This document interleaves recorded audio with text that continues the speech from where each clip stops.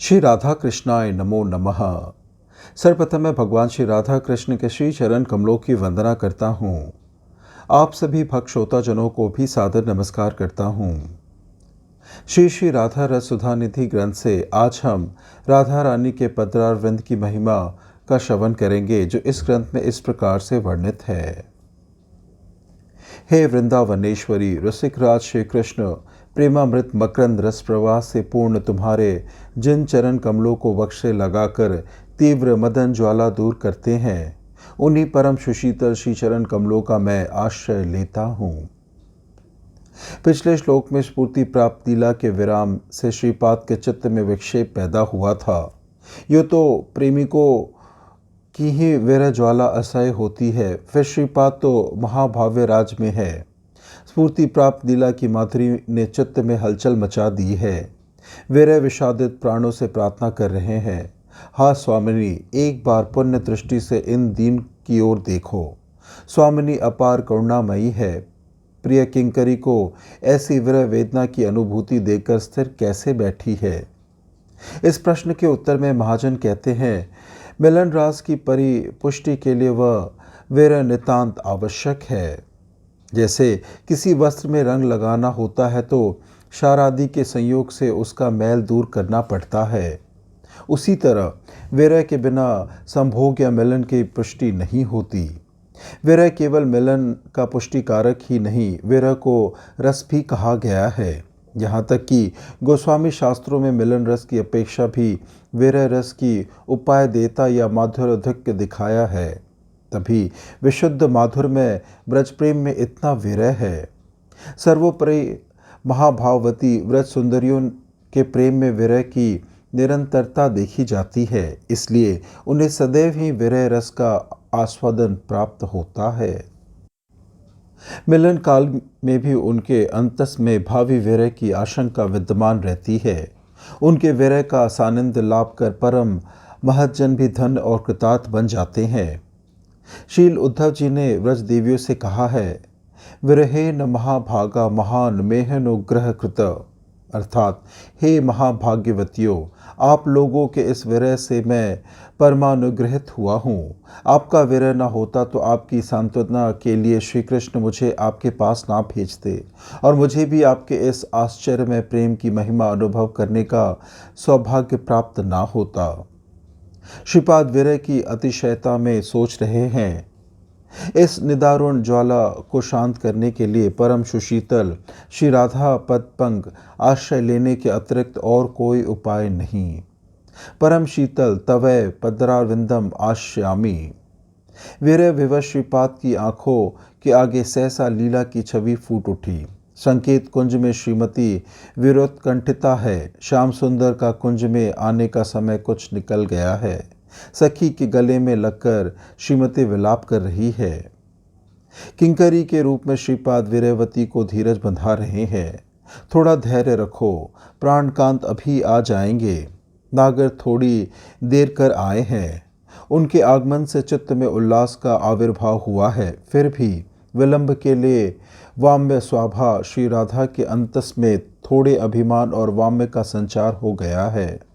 वे घूंघट खींचकर नागर की ओर पीट कर बैठ गई हैं।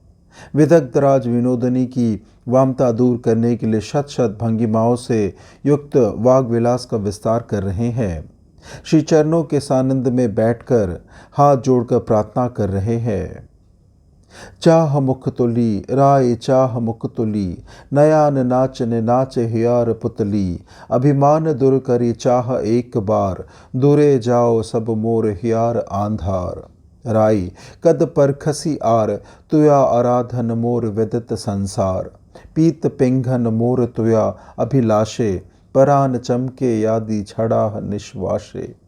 लेह लेह राई साधेर मुरली, परशिते चाही तोमार चरनेर धूली, तुया मुख निरखती आखी भेल भोर, नयन अंजन तुया पर चित्त चोर। रूपे गुणे यौवने भुवने आगली, विहि निर्मली तुहे पीरती पुतली, एत धने धनी जेई से केने कृपण, ज्ञान दास कहे केवा जानवे मरम। आज नागरमणि नाना प्रकार से चेष्टा करके भी श्रीमती के मन में रस संचार करने में असफल हुए।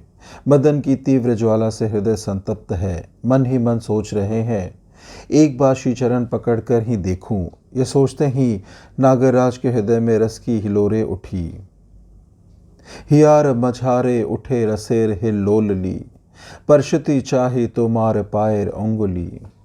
श्री राधा रत्नासन पर बैठी है, नीचे पाद पीठ पर पैर रखे हुए हैं। रसराज जैसे ही श्रीमती के चरण मस्तक पर रखने को हुए, श्रीमती ने ससंभ्रम अपने पैर खींच लिए। दोनों तरफ की खींचतान के फलस्वरूप श्रीचरण श्याम सुंदर के वक्ष से सट गए, मानो नील यमुना के वक्ष पर दो रक्त कोकनद फूटे हो। श्रीचरण है धर्माक्त, पिघला अलता श्याम सुंदर के वक्ष से लगकर कैसी अपूर्व शोभा बढ़ा रहा है। श्रीपाद कवि कर्णपूर्ण इस शोभा के वर्णन में अति सिद्धस्त है।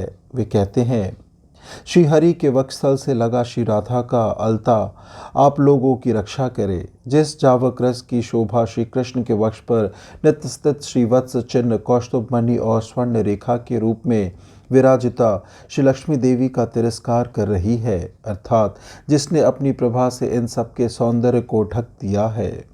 श्री कृष्ण के सुचिकर्ण कृष्ण वर्ण वक्ष पर उस उज्ज्वल जावक रस की शोभा कैसी निरूपम है, मानो गहन तिमिर प्रातकालीन उदयमान रवि की रक्तिम प्रभा की स्तुति कर रहा है।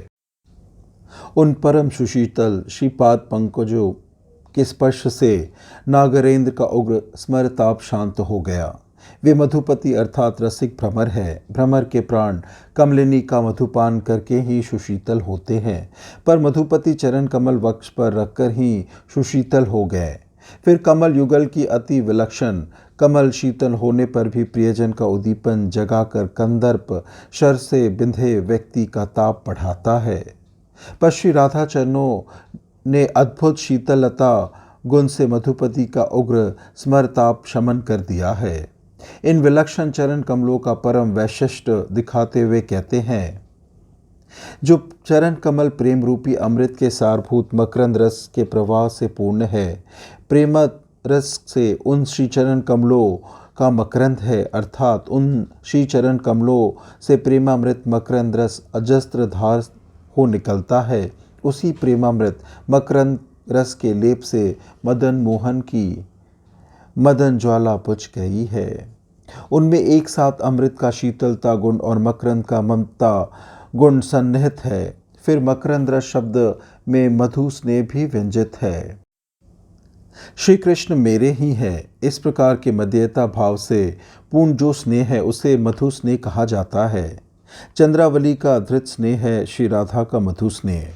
मधु स्नेह में नाना रसों का समाहार होता है, तभी रसौद्ध कहा गया है। स्नेह ही उत्कृष्टता प्राप्त कर मान बन जाता है।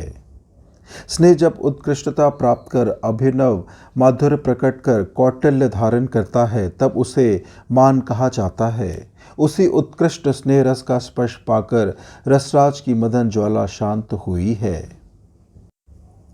श्री कृष्ण द्वारा श्रीमती के चरण वक्ष से लगाने पर श्रीमती का मान दूर हो गया है।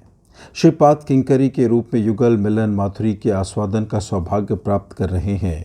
सहसा स्फूर्ति भंग हुई, विरह ज्वाला से हृदय संतप्त है। अंतस की तीव्र ज्वाला शांत करने के लिए वे श्रीमती के परम सुशीतल श्री चरणों के आश्रय की कामना कर रहे हैं। जिन चरणों को वक्ष से लगाकर कंदर्प ताप तप्त नागर भी शीतल हो जाते हैं, इस विरह व्यथा को शांत करने के लिए वे सुशीतल चरण ही मेरा एकमात्र आश्रय है। इस प्रकार से आज हमने श्री श्री राधा रस सुधा निधि ग्रंथ से राधा रानी के पदरारविंद की महिमा का श्रवण किया। श्रवण करने के लिए और अपना बहुमूल्य समय देने के लिए आप सबको धन्यवाद। त्रुटियों के लिए क्षमा प्रार्थी हूँ। श्री राधा कृष्णाय नमो नमः।